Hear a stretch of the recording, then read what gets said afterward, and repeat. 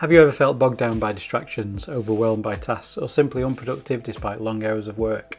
Well, you're not alone. Today I'll share a transformational approach that revolutionised my productivity, enhancing my focus to super high levels, all within a single day.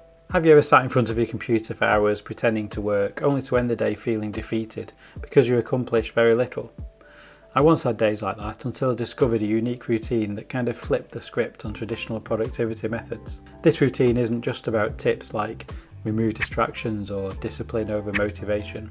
Those are basic, sure, but this is something far more impactful. This method starts the night before and changes how you approach each day, focusing on structured productivity that aligns with deep-seated psychological principles.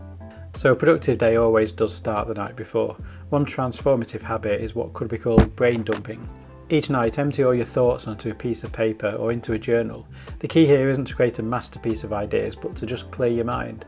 This process switches your brain from a state of external stimulus to an awareness of internal states, and this shift enhances your ability to manage your stress, improves your sleep quality, and also prepares your next day with a clearer, more focused mind. Now, setting the stage for hyperfocus is a routine that unfolds in the morning. To harness true focus, your task must align with clear motivational goals, and this is the essence of entering a flow state where work just feels more effortless. Starting your day with a clear and intentional plan can transform your productivity from haphazard to high performing.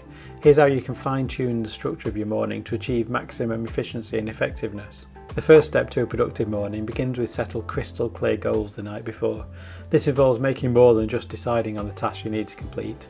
It means defining what successful completion is going to look like. For example, if your objective is to write a blog post, don't just settle on "I want to write a blog post." Instead, specify what you want to achieve with that post. For example, you might consider these detailed aspects.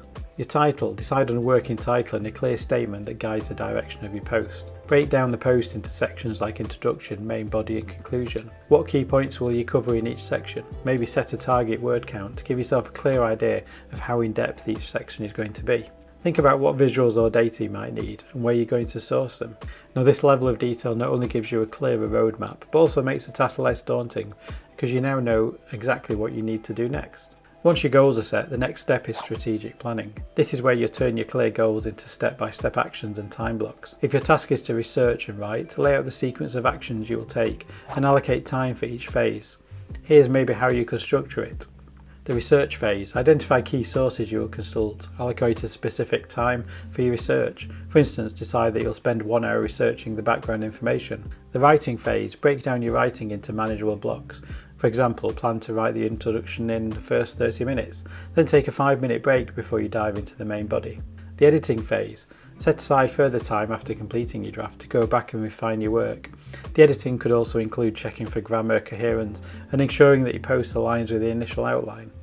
This methodical approach reduces the overwhelming nature of tasks by breaking them down into smaller, more manageable steps and making the work seem less daunting and achievable. Reducing friction means eliminating any potential barriers that might distract you or impede your progress.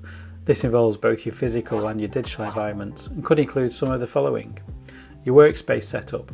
Organise your desk the night before, lay out all the materials you'll need for the next day's tasks, whether it's notebooks, pens and reference materials. Ensure your computer is ready to go with all the necessary software tools open and ready. Your digital environment. Make sure you close all unnecessary tabs on your browser to ensure you're not tempted to wander off task. You could even use some kind of website blocker if you find yourself frequently distracted by certain websites. Inform your housemates or family living at your house of your work schedule if you're working from home to minimise interruptions. Maybe even consider putting a sign on the door when you're in that deep work mode. By preparing your environment to support your tasks, you significantly lower the chances of being pulled away from your work, helping you stay in the flow state much longer. By enhancing these aspects of your morning routine, you can significantly boost your productivity. With clear goals and strategic planning and reduced friction, you're going to set yourself up for a successful, distraction-free day when you can achieve your best work effortlessly. So after a productive morning, it's crucial not to lose the momentum. The afternoon is ideal for activities that fill your mind with inspiration and relaxation. This isn't the time for random internet browsing or passive activities that offer false learning experiences, like mindlessly scrolling through social media. Instead, engage with content that challenges and grows your knowledge. Read some books, listen to educational podcasts, or watch some documentaries that expand your understanding of the world. Incorporating nature into this part of your day can also be really rejuvenating. For example, taking a walk outdoors whilst listening to a podcast or reading a book in the sun can significantly enhance a learning experience, merging that relaxation with a cognitive environment. Late afternoon or early evening is perfect for nurturing relationships. Whilst the lone wolf approach may sometimes be glorified in productivity circles, isolation can also lead to burnout and decreased mental health. Interacting with friends and family or even networking with peers provides social support, relieve stress, and can offer new perspectives and ideas that enrich your personal and professional life. So you want to end your day as you began, and that's with a plan. Review what you've accomplished and prepare for the next day. This reflection not only offers a sense of completion and satisfaction, but also sets the stage for ongoing productivity. Ensure your environment is prepped for the next day's work. Jot down a few goals for tomorrow and perform another brain dump if needed to clear your mind ready for a restful sleep. So by adopting this approach to focus and productivity, you can transform how you work, learn and engage with the world around you. This routine isn't just about doing more, it's about doing better with less stress and more satisfaction. Just remember, you don't need to be some superhuman to be productive and effective. It's about structuring your life in a way that harnesses the full potential of your ordinary capabilities. I hope you can put this approach to productivity in practice.